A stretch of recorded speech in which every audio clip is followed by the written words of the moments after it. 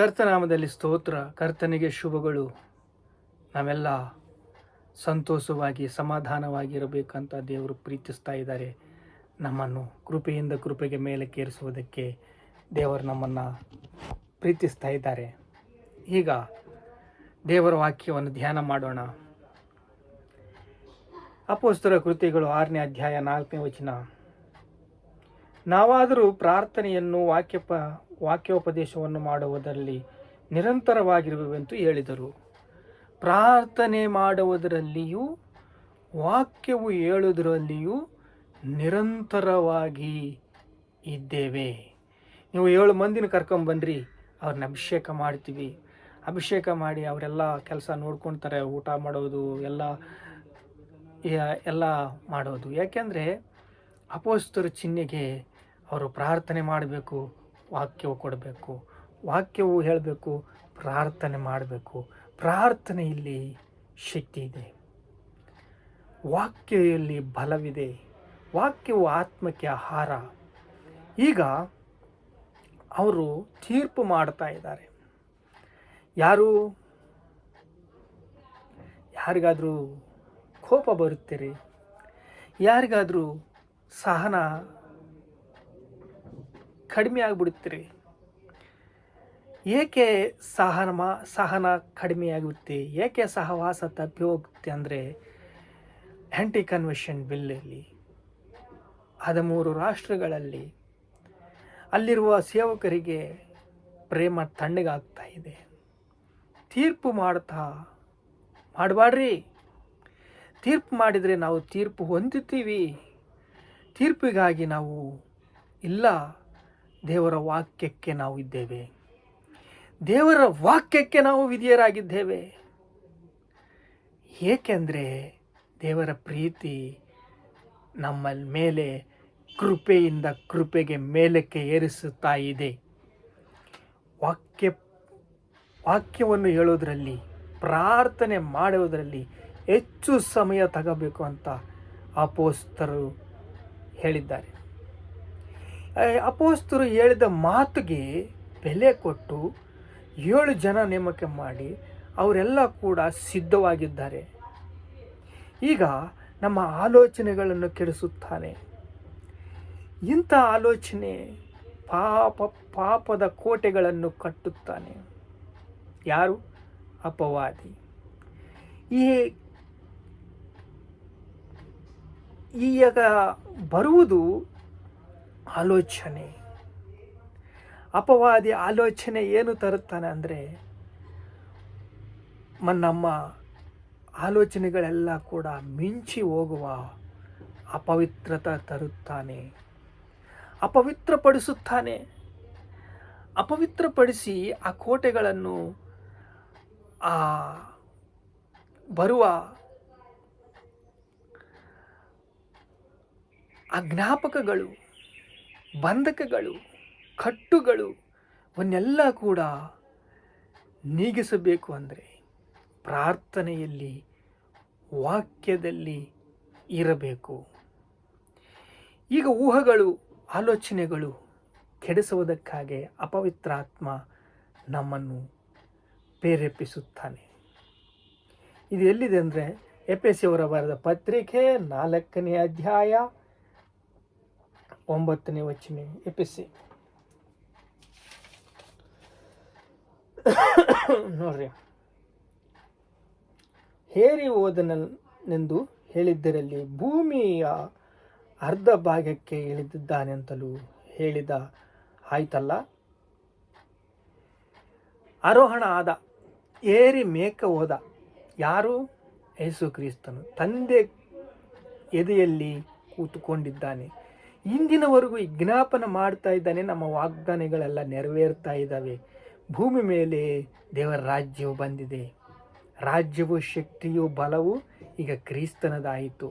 ಈಗ ನೋಡ್ರಿ, ತಾನು ಜಯಿಸಿದ ಬಹು ಜನರಿಗೆ ಸೆರೆ ಹಿಡಿಕೊಂಡು ಹೋಗಿ ಮನುಷ್ಯರಿಗೆ ದಾನಗಳನ್ನು ಮಾಡಿದ್ದಾನೆ ಎಂಬುದಾಗಿ ಪ್ರವಾದಿಗಳು ಹೇಳುತ್ತಾರೆ. ಸೆರೆಯನ್ನು ಸರಿಯಾಗಿ ಹಿಡಿದುಕೊಂಡು ಹೋಗ್ಬಿಟ್ಟಿದ್ದಾನೆ.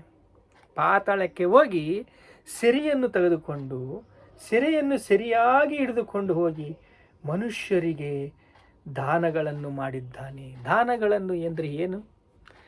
ಪ್ರೀತಿಸಿದ್ದಾನ್ರಿ.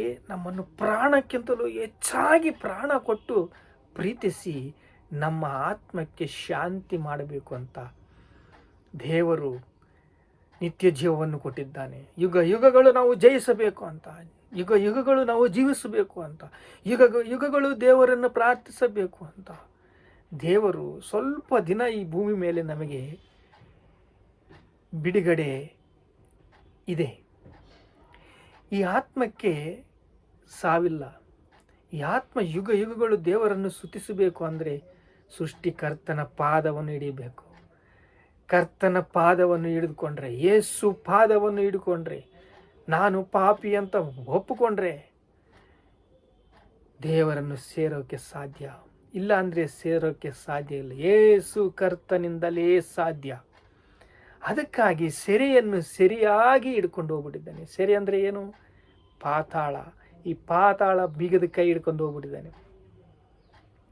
ನಿತ್ಯ ಜೀವ ಕೊಟ್ಟಿದ್ದಾನೆ. ಯುಗ ಯುಗಗಳು ದೇವರ ಹತ್ರ ನಾವು ಸಹವಾಸ ಮಾಡಬೇಕಂತ ದೇವರ ಕೃಪೆ ಕೊಟ್ಟಿದ್ದಾನೆ.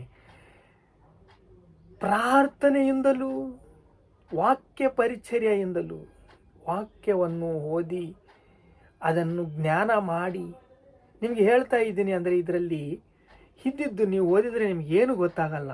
ಅದರ ಧ್ಯಾನ ಮಾಡಿದಾಗ ಸೆರೆಯನ್ನು ಸರಿಯಾಗಿ ಹಿಡ್ಕೊಂಡು ಹೋಗಿ ನಮಗೆ ಬಿಡುಗಡೆ ಕೊಟ್ಟಿದ್ದಾನೆ. ಇಂದಿನ ದಿವಸ ನಮಗೆ ಬಿಡುಗಡೆ, ಭಾರತ ದೇಶಕ್ಕೆ ಬಿಡುಗಡೆ, ಒಂದೊಂದು ರಾಷ್ಟ್ರದಲ್ಲಿ ಬಿಡುಗಡೆ. ನಾವು ನೋಡ್ತಾ ಇರೋದು ಬಿಡುಗಡೆ. ಏನ್ರಿ ಹಂಗೆ ಅಂತೀರಾ? 13 ರಾಷ್ಟ್ರಗಳಲ್ಲಿ ಆ್ಯಂಟಿ ಕನ್ವೆನ್ಷನ್ ಬಲ್ಲಿದೆ. ಕರ್ನಾಟಕದಲ್ಲಿ ಕೂಡ ಆ್ಯಂಟಿ ಕನ್ವೆನ್ಷನ್ ಬಲ್ಲಿದೆ. ಆದರೆ ಕಾಂಗ್ರೆಸ್ ಇದೆ, ಅದಕ್ಕಾಗಿ ನಾವು ಸ್ವಲ್ಪ ಉಸಿರು ಎಳೆದುಕೊಳ್ತಾ ಇದ್ದೀವಿ.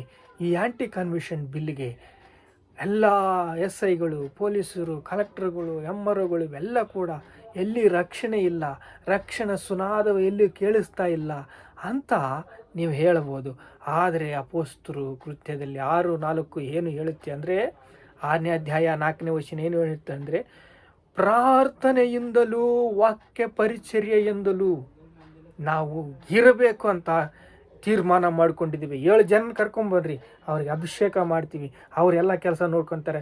ನಾವು ವಾಕ್ಯದಿಂದಲೂ ವಾಕ್ಯ ಪರಿಚರ್ಯೆಯಿಂದಲೂ ಪ್ರಾರ್ಥನೆಯಿಂದಲೂ ಬಲವಾಗಿ ಇರೋಣ. ಎಸ್ತೇರು ಪ್ರಾರ್ಥನೆ ಮಾಡಿದ ಉಪವಾಸ ಪ್ರಾರ್ಥನೆ, ಬಿಡುಗಡೆ ಕೊಟ್ಟಿದ್ದಾನೆ. ಹಾಮಾನಿಗೆ ನೇಣು ಹಾಕಿದ್ದಾರೆ. 10 ಜನ ಮಕ್ಕಳಿಗೆ ನೇಣು ಹಾಕಿದ್ದಾರೆ. ಏಕೆಂದರೆ ರಾಜ್ಯವು ಶಕ್ತಿಯು ಬಲವು ಕ್ರಿಸ್ತನದಾಯಿತು. ನಾವು ನಮ್ಮ ತಲೆಯಲ್ಲಿರುವ ಆಲೋಚನೆಗಳನ್ನು ಕೆಡಕನು ಏನು ಮಾಡ್ತಾನೆ?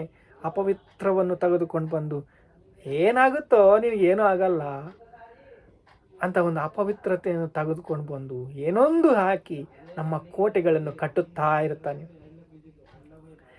ಈಗ ನಮ್ಮ ಕಣ್ಣೆದುರಿಗೆ ಎಲ್ಲ ಮುಗಿದೋಯ್ತು. ಆದರೆ ಪಾಪದ ಕೋಟೆಗಳು ಆಲೋಚನೆಯಲ್ಲಿ, ತಲಂಪುಗಳಲ್ಲಿ, ನಮ್ಮ ಆಲೋಚನೆಗಳಲ್ಲಿ ಕೋಟೆ ಕಟ್ತಾನೆ. ಪವಿತ್ರವಾದ ಕೋಟೆಗಳನ್ನು ಕಟ್ತಾನೆ. ಅವನ್ನೆಲ್ಲ ಬೆಳೆಸಬೇಕು ಅಂತ ದೇವರು ನಮ್ಮನ್ನು ಪ್ರೀತಿಸಿದ್ದಾರೆ. ಆ ಕೋಟೆಗಳನ್ನು ಕಟ್ಟಬೇಕು ಅಂತ ಅಪವಾದಿ ಮುಂದಕ್ಕೆ ಬರ್ತಾನೆ. ಆದರೆ ವಾಕ್ಯ ಪರಿಚರ್ಯೆಯಿಂದಲೂ, ಕರ್ತನು ವಾಕ್ಯ ಪರಿಚರ್ಯೆಯಿಂದಲೂ ಪ್ರಾರ್ಥನೆಯಿಂದಲೂ ಜಯಿಸಿದಾಗ ನಮಗೆಂದಿನ ದಿವಸ ಬಿಡುಗಡೆ, ಅಭಿಷೇಕ, ಕೃಪೆ, ದಯೆ, ಭಾರತ ದೇಶಕ್ಕೆ ಬಿಡುಗಡೆ ಆಗುತ್ತೆ. ಒಂದೊಂದು ರಾಷ್ಟ್ರದಲ್ಲಿ ಬಿಡುಗಡೆ. ಆ್ಯಂಟಿ ಕನ್ವೆನ್ಷನ್ ಬಿಲ್ಲೆಲ್ಲ ಹಾಳು ಹೋಗುತ್ತೆ. ಯಾಕೆ ಹೇಳ್ತೀರಿ ಹಿಂಗೆಲ್ಲ ಹೆಂಗೆ ಹೇಳ್ತೀರಿ ಅಂತಂದು ಹೇಳಿದರೆ, 13 ರಾಷ್ಟ್ರದಲ್ಲಿ ಆ್ಯಂಟಿ ಕನ್ವೆನ್ಷನ್ ಬಿಲ್ಲಿದೆ ಅಲ್ಲ, ಈಗ ಹೆಂಗೆ ಹೇಳ್ತೀರಿ ಅಂದರೆ ಹೇಳ್ತೀನಿ ನಾನು. ಕೆಂಪು ಸಮುದ್ರ ಹತ್ತಿಗೆ ಬರುವಾಗ ಸುಮ್ಮನೆ ಇದ್ದರು. ಯಾರು?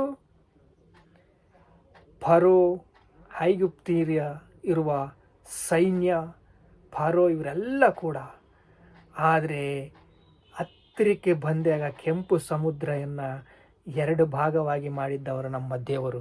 ನಮ್ಮ ದೇವರಿಗೆ ಅಸಾಧ್ಯವಾದದ್ದು ಯಾವುದೂ ಇಲ್ಲ. ಸಮಸ್ತವೂ ಸಾಧ್ಯವೇ ನಮ್ಮ ದೇವರಿಗೆ. ನಮ್ಮ ದೇವರ ಕೃಪೆ ನಮ್ಮ ಹತ್ರ ಇದೆ. ನಮ್ಮನ್ನು ಪ್ರೀತಿಸುವ ದೇವರು. ತೀರ್ಪು ಮಾಡಬಾಡ್ರಿ, ಯಾರಿಗೆ ತೀರ್ಪು ಮಾಡಬಾಡ್ರಿ, ತೀರ್ಪು ಹೇಳ್ಬಾಡ್ರಿ. ಯಾಕೆಂದರೆ ಅವರನ್ನು ಆಶೀರ್ವದಿಸಿರಿ. ಆಶೀರ್ವದಿಸಿರಿ, ಆಶೀರ್ವದಿಸಿರಿ. ಏಕೆಂದರೆ ನಾವು ಆಶೀರ್ವಾದ ಮಾಡೋಕ್ಕೆ ಭೂಮಿ ಮೇಲೆ ಹುಟ್ಟಿದ್ದೆ. ಯೇಸುವಿನ ರಕ್ತ ನಮ್ಮಲ್ಲಿ ಚಲಿಸ್ತಾ ಇದೆ, ಯೇಸುವಿನ ಪ್ರೀತಿ ನಮ್ಮಲ್ಲಿ ಚಲಿಸ್ತಾ ಇದೆ. ಶಾಂತಿಯಿಂದ ಇರಬೇಕು, ಕುರಿಮರಿ ಸ್ವಭಾವ ನಿಮಗಿರಬೇಕು, ದೇವರ ಪ್ರೀತಿ ನಿಮಗಿರಬೇಕು, ದೇವರ ದಯೆ ನಿಮಗಿರಬೇಕು, ದೇವರ ಕರುಣೆ ನಿಮಗಿರಬೇಕು. ಪ್ರಾರ್ಥನೆ ಮಾಡಿರಿ, ವಾಕ್ಯ ಪರಿಚರ್ಯೆಯಲ್ಲಿ ಫಲವಾಗಿ ಇರ್ರಿ, ದೇವರನ್ನು ಬೇಡಿಕೊಳ್ಳ್ರಿ. ನಿಮಗೆ ದೇವರು ಮಾರ್ಗ ತೋರಿಸ್ತಾರೆ. ದೇವರ ಕೃಪೆಯಿಂದ ನಮಗೆ ಮಾರ್ಗ ಸಿಗುತ್ತೆ, ನಮ್ಮ ಸವಿಗಳಲ್ಲಿ ಮಾರ್ಗ ಸಿಗುತ್ತೆ, ನಮಗೆ ಮಾರ್ಗ ಸಿಗುತ್ತೆ. ಭಾರತ ದೇಶಕ್ಕೆ ದೇವರು ಬಿಡುಗಡೆ ಕೊಟ್ಟಿದ್ದಾರೆ.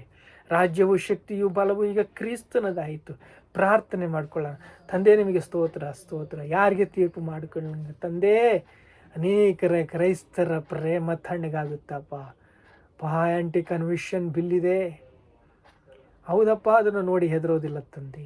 ನಮ್ಮ ತಲೆಯಲ್ಲಿ ಅನೇಕ ಕೋಟೆಗಳು, ಪಾಪದ ಕೋಟೆಗಳು, ಅಪವಿತ್ರ ಕೋಟೆಗಳು. ಅಪ್ಪ ತಂದೆ, ಸೈತಾನನು ನಮ್ಮ ಆಲೋಚನೆ ಕೆಡಿಸ್ತಾ ಇದ್ದಾನೆ. ನಮ್ಮ ಆಲೋಚನೆಯಲ್ಲಿ ತಲೆಯಲ್ಲಿರುವ ಆಲೋಚನೆಗಳನ್ನು ಕೆಡಿಸ್ತಾ ಇದ್ದಾನೆ, ಅಪವಿತ್ರ ಮಾಡ್ತಾ ಇದ್ದಾನೆ. ತಂದೆ, ವಾಕ್ಯ ಪರಿಚರ್ಯೆ ಎಂದು, ತಂದೆ ವಾಕ್ಯ ಹೇಳೋದ್ರಲ್ಲಿ ಎಂದು, ಪ್ರಾರ್ಥನೆ ಮಾಡೋದ್ರೆಂದು ಸಂತುಷ್ಟಿಯಾಗಿರುವುದಕ್ಕೆ ಕೃಪೆ ಕೊಡಪ್ಪ. ನಮ್ಮನ್ನು ಜ್ಞಾಪಕ ಮಾಡ್ಕೊಪ್ಪ. ಸೆರೆಯನ್ನು ಸರಿಯಾಗಿ ಹಿಡ್ಕೊಂಡು ಹೋಗಿಬಿಟ್ಟಿದ್ದೀಯಪ್ಪ, ಎಲ್ಲವನ್ನು ಜಯಿಸಿದೀಯಪ್ಪ, ಕೃಪೆ ಕೊಟ್ಟಿದ್ದೀಯಪ್ಪ.